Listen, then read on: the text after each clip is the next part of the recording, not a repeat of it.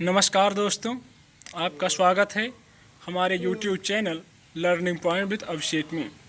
यहाँ आपको मिलता है प्रतिदिन न्यूज़पेपर का डिक्टेशन। इसलिए अगर आप हमारे चैनल पर पहली बार आए हैं तो चैनल को सब्सक्राइब कीजिए और बेल आइकन प्रेस कीजिए ताकि अगले वीडियो की नोटिफिकेशन आप तक पहुँच सके।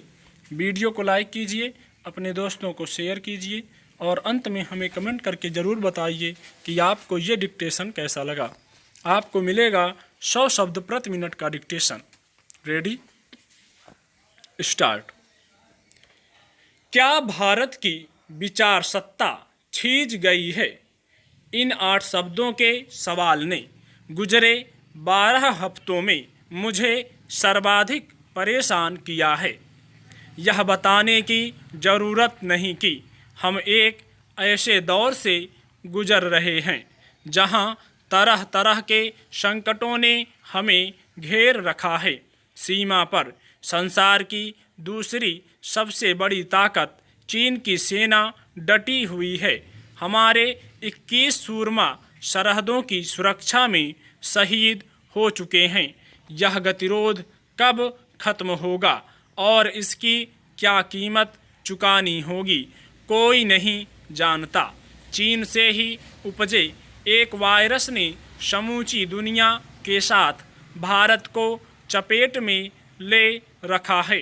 हम कोरोना पीड़ितों के मामले में चोटी के देश बन गए हैं। अब तक 75,000 से अधिक लोग इसकी वजह से जान गंवा चुके हैं। लगभग 1 लाख लोग रोज इस जानलेवा वायरस की चपेट में आ रहे हैं। यह महामारी अभी तक लाइलाज है। संसार की समूची व्यवस्था इससे आक्रांत है। इस महाबला का सीधा असर अर्थव्यवस्था पर पड़ा। हम तो पहले से ही खस्ता हाल थे। कोविड ने जैसे ढलान पर खड़े व्यक्ति को पीछे से लात मार दी हो। हम इतना नीचे लुढ़के जितना पहले कभी नहीं फिसले थे।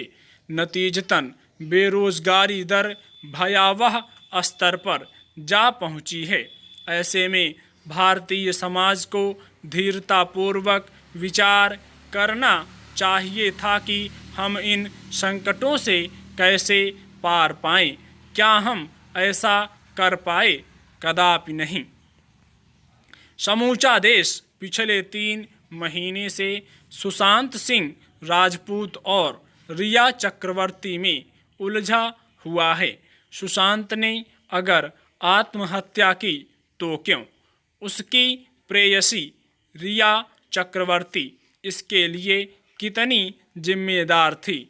सवाल पर सवाल उछल रहे हैं। इस घटना से जुड़े तमाम कारकों की जांच महाराष्ट्र पुलिस कर रही थी कि बिहार पुलिस ने भी अपनी टीम भेज दी। देखते देखते मामला बिहार बनाम महाराष्ट्र का बन गया और इसी बीच केंद्र की सरकार ने भी दखल दे दिया। यह शायद अकेला ऐसा मामला है जिसमें देश की 3 सर्वोच्च जांच संस्थाएं अपने अपने तरीके से योगदान कर रही हैं। यह सब चल ही रहा था कि अभिनेत्री कंगना रनौत ने एक तरफ से खुद ब खुद कमान संभाल ली। उन्होंने महाराष्ट्र की तुलना पाक अधिकृत कश्मीर से कर डाली। खुद को महाराष्ट्र और मराठी माणूस का अलंबरदार कहने वाली शिवसेना के लिए यह नया मोर्चा खुलने जैसा था। हिमाचल के मुख्यमंत्री ने भी मौका देखकर इस हाई वोल्टेज ड्रामे में एंट्री मारी। उन्होंने हिमाचल की बेटी कंगना की सुरक्षा पर गहरी चिंता जताई। अब कंगना को सीआरपीएफ के लगभग आधा दर्जन जवान घेर कर चलते हैं। अति आत्मविश्वास से लबरेज कंगना इन दिनों शिवसेना की बजाय सीधे उद्धव ठाकरे पर निशाना साध रही हैं। वह गुलाम कश्मीर को पीछे छोड़ बाबर और बाबरी तक जा पहुंची हैं। यह पहला मौका है जब किसी फिल्म स्टार ने ठाकरे परिवार को सीधी चुनौती देने की हिम्मत की है। बाल ठाकरे ने इस साम्राज्य को बनाने में अपनी जिंदगी के 4.5 दशक से अधिक झोंक दिए थे। अब उनके पुत्र उद्धव पार्टी प्रमुख के साथ महाराष्ट्र के मुख्यमंत्री भी हैं। वह इससे कैसे निपटेंगे? अतीत में शिव सैनिक मुंबई में हर रोड़े का जवाब पत्थर से देते आए हैं। दिलीप कुमार से शाहरुख खान तक लंबी लिस्ट है कि जिसके तेवर मातोश्री को पसंद नहीं आए, उसे दुर्दिनों का सामना करना पड़ा।